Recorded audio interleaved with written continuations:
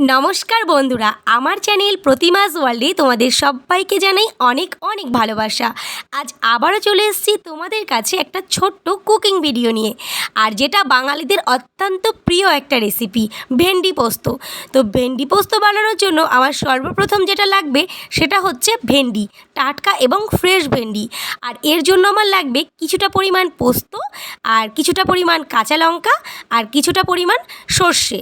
তো তোমরা যতটা ভেন্ডি নেবে সেই পরিমাণেই কিন্তু উপকরণগুলো নেবে। আর তোমরা ভাবছো ভেন্ডি পোস্তে সাদা সর্ষে কেন নিয়েছে?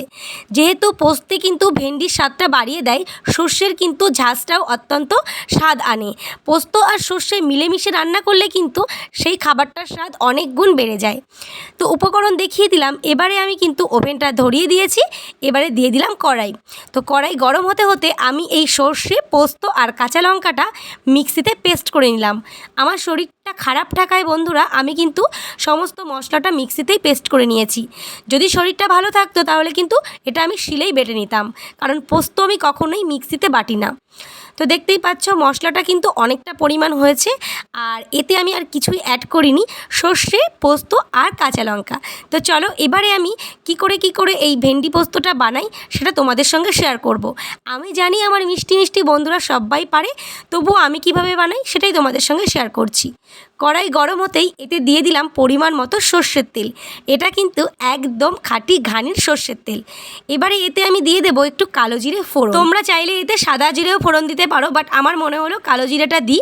তো কালো জিরে ফোড়ন দিয়ে এতে আমি ডিরেক্ট কিন্তু ভেন্ডিগুলোকে ছেড়ে দিলাম। এবারে সমস্ত ভেন্ডিগুলোকে খুব ভালো করে নাড়িয়ে চাড়িয়ে নেব, যাতে সমস্ত ভেন্ডিতে খুব ভালো করে তেলগুলো লাগে। তো এবারে আমি খুব ভালো করে নাড়িয়ে চাড়িয়ে নেব, আর দিয়ে দেবো পরিমাণ মতো লবণ, পরিমাণ মতো হলুদ। তোমরা কিন্তু ভেন্ডিটাকে একদমই ঢেকে রান্না করবে না, তাহলে ভেন্ডির কালারটা কিন্তু একদমই এরকম থাকবে না। তো এভাবেই আস্তে আস্তে অল্প আছে কিন্তু ভেন্ডিটাকে নাড়তে থাকবে, এভাবেই কিন্তু ভেন্ডিটাকে সেদ্ধ হয়ে যাবে। তোমরা যদি চাও ভেন্ডিটাকে আগে জলে সেদ্ধ করে নিয়ে তারপর রান্না করতে পারো, তবে এভাবে করলে টেস্টটা বেশি হয়। তো 5 মিনিট মতো লবণ হলুদ দিয়ে খুব ভালোভাবে নাড়িয়ে নিয়ে এতে আমি সেই সর্ষে, পোস্ত আর কাঁচা লঙ্কাটা দিয়ে দিলাম। এবারে একটু পরিমাণ মতো জল দিয়ে খুব ভালো করে ভেন্ডির সঙ্গে যে মশলাটা ভালো করে নাড়িয়ে নেব। তো দেখতেই পাচ্ছ এইভাবেই কিন্তু আমি 10 থেকে 12 মিনিট মতো রান্না করে নেব। তাতেই কিন্তু ভেন্ডিটা খুব সুন্দরভাবে গলে যাবে এবং মশলাটাও ভেন্ডির গায়ে লেগে যাবে। আবারও বলছি, এটা কিন্তু একদম ঢেকে রান্না করবে না, তাহলে কিন্তু ভেন্ডির কালারটা একদম হলুদ হয়ে যাবে, এরকম সবুজ থাকবে না। তো দেখতেই পাচ্ছ আমি কিন্তু নাড়িয়ে চাড়িয়ে নিচ্ছি, আর এভাবে আমি মাত্র 10 মিনিট মতো রান্না করে নেব। তো চলো এটা ফুটতে থাকুক, তোমাদের কাছে ফিরে আসছি 10 মিনিট পর।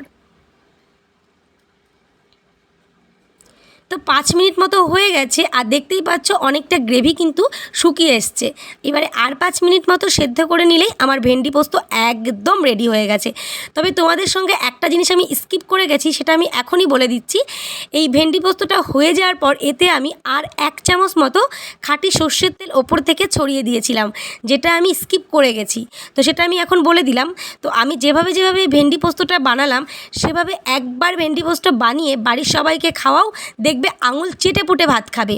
তো আমার এই ভেন্ডি পোস্তের রেসিপিটা তোমাদের কেমন লাগলো সেটা অবশ্যই কমেন্ট করে জানাবে। যদি একটুও ভালো লেগে থাকে তাহলে একটা লাইক করে যাবে, আর নতুন বন্ধু হলে প্লিজ সাবস্ক্রাইব করে আমার পাশে থেকে যাবে আরও নিত্য নতুন ভিডিও দেখার জন্য। আর আমার তো এতটাই খিদে পেয়ে গেছে, মনে হচ্ছে এটার সাথে গরম গরম ভাত হলেই ব্যাস। তো চলো, থ্যাংক ইউ।